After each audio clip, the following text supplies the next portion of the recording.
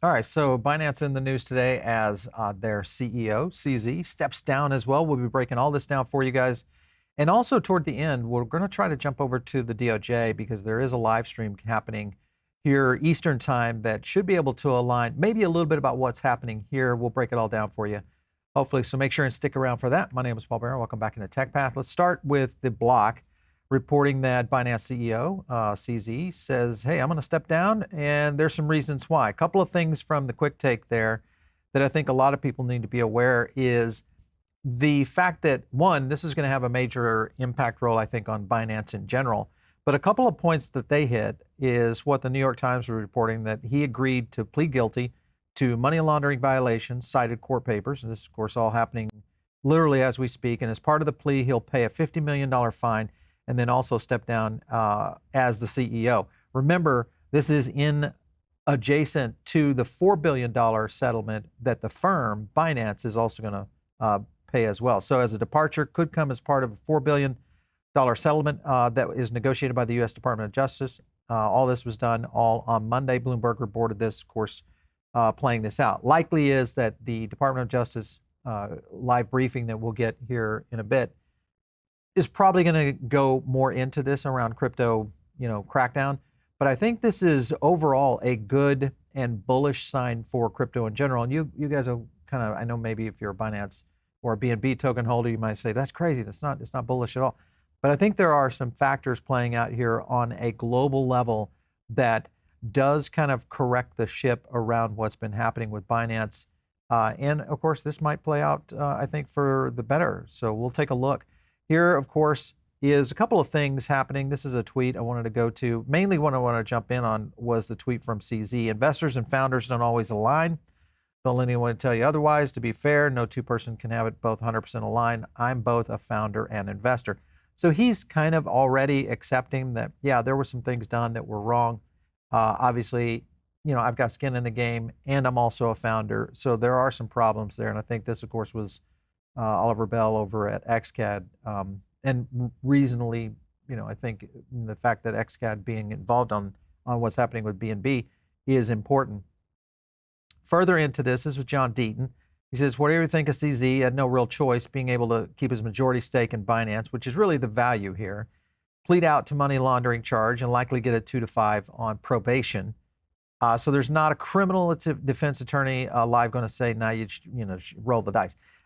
Obviously, this being a criminal and civil scenario, it plays big on, I think, a CEO or an executive that has to pretty much fall on a sword, like what's happened here with CZ. Granted, it sounds like there are some clear scenarios that maybe he just could not get out of. But at the same time, remember that a lot of these federal cases, they settle them because of the cost to deal with that. That wouldn't necessarily be the case with Binance because they have such deep pockets. So maybe there was enough there to really more in line of protecting CZ from going, to a long jail sentence if they were to go to a jury trial. I want to go to a clip. This was Keven O'Leary because he actually hit this on the head. Listen in. No, this is the rebirth of an industry. This is a changing of the guard. I don't think CZ will be around in 3 years. I don't think the management of Coinbase will be around in 3 years. I don't think any of the crypto cowboys will be around in 3 years. They'll be replaced by financial professionals that will be operating all of this great new technology in a regulated and compliant fashion, far less profitably, but sustainably. And I mean, it's hard to give up a wonderful thing like an unregulated exchange with virtually no cost to it, but it's over. And this is something that O'Leary has said before, is that Binance is kind of one of the last pendulums to swing. And we're at that point right now. Binance could be dealing with a much more diminishing market share in terms of an exchange. Obviously, CZ stepping down, I think that in itself also has a lot of bearing on the future and the direction of Binance as a whole. It doesn't mean that they would go away, because we could get to the point that Keven was making, is that we could get traditional finance managers jumping in. Remember, we got BlackRock coming in, Fidelity coming in, VanEck, all these traditional fund managers, but also the fact that they coming into the market is going to draw in, traditional finance professionals around the industry that are probably going to be looking for places to land in a lot of these new tech centers. And of course, I think obviously with crypto being one of them. Here was David Hoffman coming in on this, says DOJ settlement with Binance is hugely bullish. Binance takes a hit, but gains U.S. approval and regulatory clarity moving forward. The whole industry gets further legitimized. So one point that David's making here, and I think this could play into a positive for the overarching theme of crypto in general. Imagine if Binance does come back into the U.S. with a heavy-handed move, but they do it with a leadership group that is much more TradFi. Now I know, oh Paul, but we don't want to see TradFi. We don't need these guys in our bags. I think this is the future of where all of this is going. Eventually, this is going to be a 12th sector. Eventually, this is going to be a investment class that everybody on Main Street will be investing in. This is good, I think, for the overall arc of where Web3 and crypto is going as a whole. Further into this was Travis Kling. This was actually a tweet, if you'll notice here, it was back in June 16 of 2023. And he basically said, there's no chance, and I mean zero, that this ETF is approved with Binance in its current position of market dominance. If this ETF is approved, Binance is either gone entirely or their role in price discovery is massively diminished. If Binance hold onto its current level of influence, no chance ETF approved. Now, take that for a second and just imagine, and I think all of you will agree that we've seen manipulation at its highest levels in crypto so far. Remember, this has only been $1.5–2 trillion market cap overall, all of crypto. And when you've got the manipulation capability of these massive centers of influence, if you take those away, now what you're doing is you're going to the traditional massive centers of influence, which is none other than Wall Street. So Travis hit it on the head. I think that is the key. And of course, this may be the thing that brings the SEC, the CFTC, and all the governing bodies into a position that simply says, all right, there's our big win. We finally took down, the gray gargantuan, and now we're ready to go in and approve some of these things and get it regulated because TradFi is going to be moving in. Only one problem. They're still going after crypto as a whole. Right here, Kraken, of course, gets hit again, continues to fight for its mission and, in terms of crypto innovation in the U.S. Kraken's still a major one. A couple of points here. The complaint against Kraken alleges no fraud, no market manipulation, no customer losses due to hacking. It's basically including a big dollar amounts, but it does not allege a single one of those obviously being misused. No Ponzi. So the point is that there are other technical elements within this, whether you believe Kraken or you believe the SEC's position, of where this is going. The point is that we are going to continue to see a lot of activity, I think, from the SEC until we see regulation come in through DC. That's the problem I think that everybody needs to understand is real. Here's, of course, Jesse Powell from Kraken. He kind of hits it on the head there, obviously, and he's a little, rightly so, a little bit upset. And, USA's top decel is back at another assault on America. The masochists haven't been happy with the beatings they've been taking in New York, obviously. And I think this is the problem that we'll continue to see, is that the SEC is going to continue to see these kind of losses in court that, remember, they can still continue their legal actions without any regulatory guidance. Until we see regulatory guidance, this is going to be an ongoing scenario. And remember, all of this happening at the same time that possibly an ETF gets approved as well. Further in, you've got Senator Lummis coming in and says, hey, SEC cannot continue ruling by enforcement. My statement on the Kraken lawsuit right there below. Let me kind of zoom in on that for you guys a little bit. Cannot continue by ruling by enforcement. Crypto assets companies have repeatedly tried to get guidance from the SEC. You can kind of see it. It's the typical thing that we do here out of DC, and that is we need regulation. Stop stepping on our toes. This is a job for Congress, not for our governing agencies that essentially are in overreach right now. Further into this was Ramwala. Kind of hits on it. Courts have ruled 3-0 against SEC chair. We're going to go to a 4-0, possibly have a Supreme Court that is already skeptical of the executive branch overreach weigh in on this law as well. All this case, of course, is piling up. And this, of course, goes right ahead and direct at Chair Gensler, of course, playing out, meaning he's losing left and right. Most likely we're going to see a Coinbase win and continued scenarios. Now, granted, this Department of Justice win overall against Binance and CZ, this could be the win that they needed to say, we did our job, this is it, and now we're going to go ahead and start these regulatory proceedings, starting with ETFs. John Deaton kind of hits it on the head as well. He goes in, hey, listen, Gensler is a despicable and a dishonorable regulator. He knew that Kraken believed it was buying peace for the $30 million. Remember, Kraken settled for $30 million quite some time ago. I know people are critical of its choice by a settlement and pay the $30 million. I wanted them to fight as well. But when you decide to fight, $30 million only takes you so far, maybe only a third of the way if you're lucky. So ask Ripple. And we all know about that, who spent about $150 million so far and is still paying in legal fees, even though they haven't really kind of entered into that. And you've got this statement here. I wasn't in the room with Kraken leadership when the decision was made, but I guarantee you things like this, the permanent layoffs, good loyal employees were discussed. And this is a problem because these are companies and innovators that are forced to make hard decisions around these things when there is no rules and rules set that they can actually abide by outside of just innovation when we're at the state we are right now in terms of growth and what's happening in the crypto markets, meaning that it's still very early. And I think rightly so, much like when we saw the birth of the internet. A lot of that was, what you call them crypto cowboys, you call them internet cowboys at that time. But there was a lot of companies that, of course, came out of that. I think same thing is going to be happening here. Cameron Winklevoss, of course, hits in, being sued by the SEC used to mean you probably did something wrong. Now it means you're probably doing something right. I would have to agree with that as well. Here was John Deaton kind of hitting on it right here, and make no mistake about it.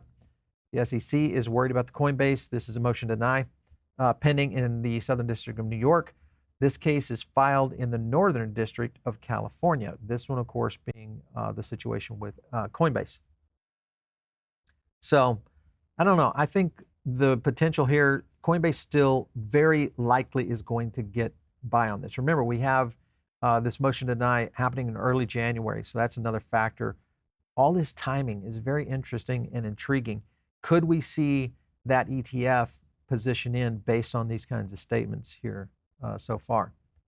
We're going to try to get to what the Department of Justice is going to as well. Let me go to a clip real quick. This is why this is so important. This is Raoul Pal talking about really the future of the technology. That's why I think all of this plays into a very, very strategic thing that's happening right now. Listen in. People have just realized it is the mega trend. Now, again, it's not for everybody. You have to deal with some huge ups and downs. Otherwise, I just think you're going to be underperforming the debasement of currency. So the standard, I'm going to stick my money in the S&P 500 ETF, you're just not going to get anywhere. It's a really serious situation. People don't want to understand it. They don't like this narrative. They don't like to be told that, most assets aren't worth investing anymore. But it's true. What is going to stop this technological revolution accelerating?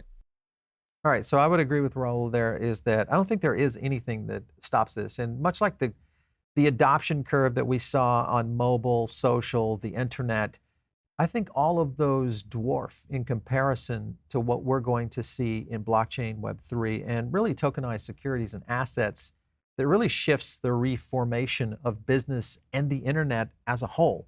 And I think that's the thing that so many people cannot get their head around. And it's the trouble that both happens by lawmakers because they themselves can't get their head around really where this technology is going. But really, if you think about it, it's the same way that when the first inkling of the internet came online and we really saw the World Wide Web become somewhat an open network for the planet, a lot of lawmakers at that same time did not understand it then. This was in the era of fax machines and definitely not email. So you have to remember that was a different age, quite a bit different from a political standpoint. And also remember, we had a completely different society at that period of time. Social media did not have the influence it has. So all that plays into it. I want to get into this last point that Raoul hits on, which is the digital wallet adoption. This is another factor that I think people do not give enough credit to. Listen in. And what was it staggering is last year, the number of active wallets in crypto grew 42% in a year when the market went down 80%. That's like, oh my God. We're now at 516 million users. By the end of 2030, we'll be well over 1 billion users, maybe 2 billion users. So it is a very prevalent technology, and it's happening this cycle everywhere. It's kind of everything everywhere all at once. All right, so when he makes the statement of everything everywhere all at once, this to me is dead on. And what I mean by that is when you look at growth cycles, especially at the point we are right now, and the pressure that typically not markets like what we've been dealing with in the last 2 years, which is these very dire bear markets that have been pushing all these projects and innovations down. Normally, you don't get that in traditional tech cycles. You don't have financial instruments pushing this market down. You don't see the kind of scenarios that play out in the open markets of finance, especially in DeFi, in other previous technologies. That's what's so amazing to me. And as I watch this, this technology adoption and I compare it to others, there really isn't anything to compare it to in reality because there are market influences that really push this down. So I think it's a big factor in going forward. And I agree with Raoul is that what we haven't even seen the real growth uptake. There's going to be a point in time, mark my word, around crypto where markets will no longer have an effect. And what I mean by that is it will no longer need the halving. It will no longer need the institutional adoption. It will be the effect of Moore's Law, and that is how the network effect continues to grow in terms of adoption, whether it's digital wallets, gaming, the use case of tokenized securities. All those things will be at a scale of growth that really are unstoppable at some point. All right, so as we get ready for this announcement, we'll probably bring this back to you guys on another video to kind of give you kind of an insight as to where it's going. Also remember, this announcement will most likely set the course for what is going to be the direction for Binance. So it's likely that we'll see a new CEO either in the wings or at least a trajectory for a new management team that's either going to select or whether it's coming from the board or whatever around that. But anyway, we'll get all that to you before the Thanksgiving holiday break. If you're following us here in the U.S., happy Thanksgiving this week. But if you don't and they're not in the U.S., well, that's okay too, because you guys can join in, of course, and one of the best ways to get in with us is the Diamond Circle. It's a link down below. It gets you additional content. We have 2 podcasts over there that are done that do not make it here onto the YouTube channel, so it's very easy to do. Join in down there. If you guys want to follow me out there on X, it's just @PaulBaron. We'll catch you next time right here on TechPath.